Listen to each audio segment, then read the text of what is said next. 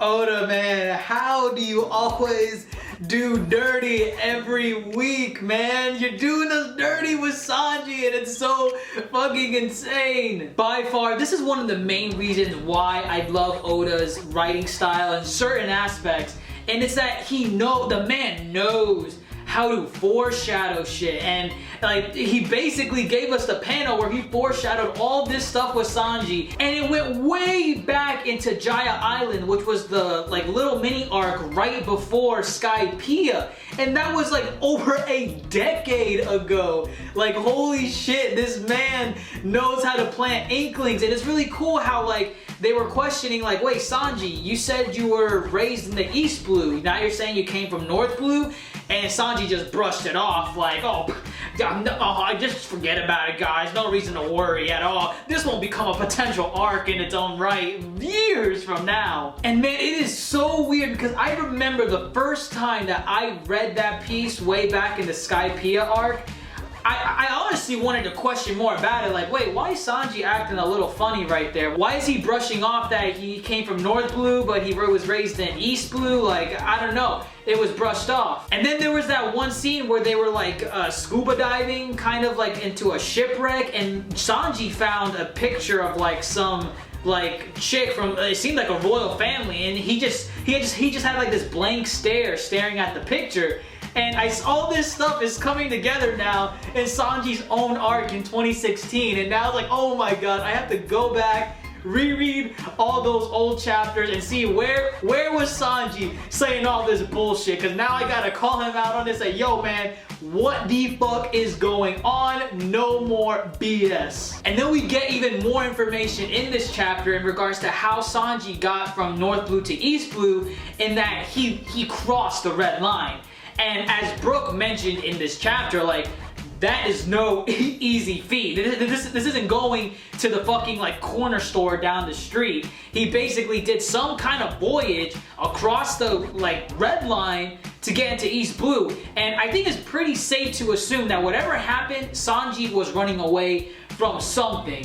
Whether it be his family, something from the government, or whatever. Sanji wanted to get away from whatever the fuck was going on with his lineage and his royal family, and he just wanted to bounce back onto that fucking restaurant ship. And I swear, Brooke is giving us so much exposition, like if there was anyone that did not understand what was going on, Brooke is there to like hold your hand and walk you through the whole thing. And Capone's kind of helping out with that job too, in telling Sanji that if he marries this chick, the Straw Hat crew will basically be underlings for Big Mom. And us readers, along with Sanji, because I mean, like all of us were like, that is bullshit. Luffy ain't having that shit. I promise you that much. Like even if Sanji marries this bitch, Luffy ain't working for no one. And I really like how Sanji basically said, no bro, like Luffy ain't working for anyone. He's gonna be Pirate King. And I really like how this is all tying it together, because I believe only 2 other Straw Hat crew members have like outright said this line, like just in general to the public, like, no, stop fucking around. Luffy is gonna be Pirate King. And I believe the first one might have been Zoro back when he fought Mihawk, and you know, he was all cut up and everything, and he was pledging he would never lose again, and he told Luffy like, is that okay with you, Pirate King? And I think he said it one more time with someone, I don't remember who it was, but like Zoro said again like, yo, I don't give a fuck what you're doing, Luffy is gonna be Pirate King. And then I think Usopp also said this back in the Alabasta arc, where he was fighting that mole bitch lady, like I already forgot her name, I think she was like Miss Christmas or whatever, and she was basically saying, yo, your captain is dead, did you know that? And Usopp just outright like denied it. He's like, no, my captain's not dead, he's gonna be the Pirate King. And now we got Sanji coming in here saying, no, my man Luffy ain't working for no one, that guy's gonna be the Pirate King, so stop and shut up with your bullshit. Like, the loyalty in this crew is so fucking raw and exciting to just see and witness, because my god, like literally in their minds, they already see Luffy as the Pirate King. Like, Luffy already won in that department, so you could call him the Pirate King on the crew for all you care, because that's basically what he is to the rest of his crewmates. He's the king of the pirates. So I'm wondering if like when we see more characters get more shine throughout the rest of One Piece, they might say no, Luffy is gonna be Pirate King. Like we still have Chopper, Robin, Brook, and Nami, and we basically need to see them come out and say, yo, fuck off, Luffy is gonna be Pirate King. None of that shit, please. And then we get Vito, this weird like snake tongue guy flinging a gun or whatever, like a revolver ocelot from Metal Gear Solid. Like I've been playing a lot of Metal Gear recently, so I just saw that. I'm like, oh, revolver ocelot, way to go! And this bitch pulled such a Sasuke x Itachi moment by whispering like some inaudible sound and like phrase into Sanji's ear that we the readers cannot see. And apparently Sanji understood it, and he's like, yo, how the fuck did you find that out? And I swear I was ripping my hair out because this shit happened in Naruto when Itachi whispered in Sasuke's ear, and that whisper was literally like the driving point for the whole arc. And now we're getting this whisper, and like Sanji, he was reluctant to go with this bitch. Like he was saying, yo, I don't even know this chick, I never met her, why would I marry her? And that's kind of odd coming from Sanji because, I mean, you guys know how Sanji is. He doesn't give a shit if he's only met this chick for like 1 second. He's going in. But as soon as Vito comes over and whispers this like unknown revelation to Sanji, immediately his mood changes and he's like, whoa, holy shit, I have to accept this offer, but I need to get my crewmates out of here. And he basically pulled like a Robin and just pushed them out of Capone. Like honestly, I'm seeing this arc as maybe a mild Robin 2.0, where like Robin left the crew to kind of save her friends, but at the same time she was probably like leaving to just die and leave them be.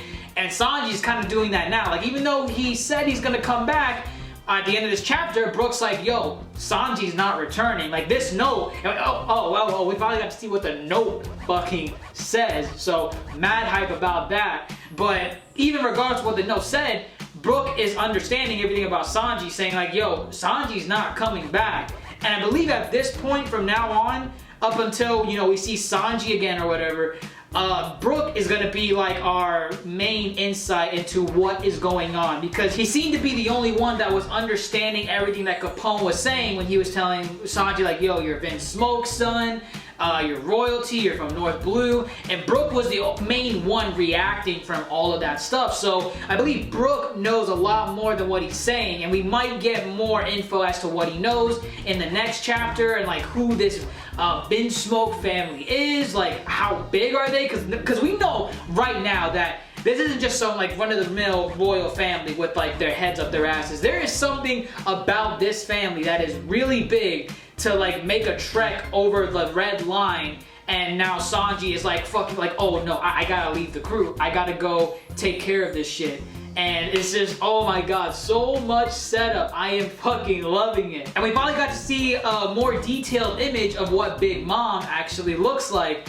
And I believe it's the most detailed image we've seen, because I believe the last time we saw like an image of her, she was like drenched in shadows, like laying on like the floor or something, eating a bunch of sweets.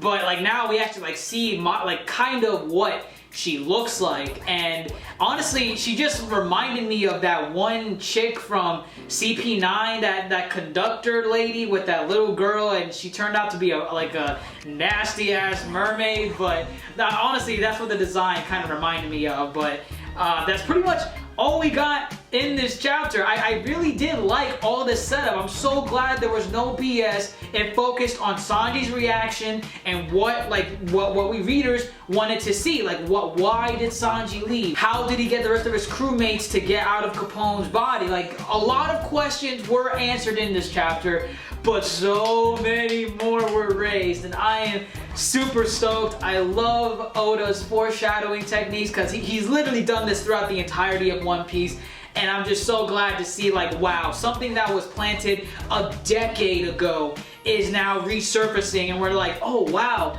Holy shit, Sanji did say that. Oh my god. So it's call Oda what you will about his writing style. The man knows how to hype up his fan base, and I am super hyped.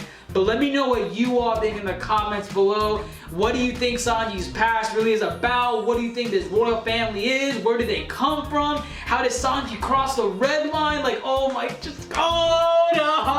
I want to hear your thoughts. But that's all that I have for this video. If you enjoyed this epic One Piece chapter at all, or even the video itself, leave me a thumbs up down below. I would really greatly appreciate it. And if you haven't subscribed to my channel, there you go. You got an excuse right now. Click that subscribe button and stay up to date with all my future videos and content, and I will love you forever.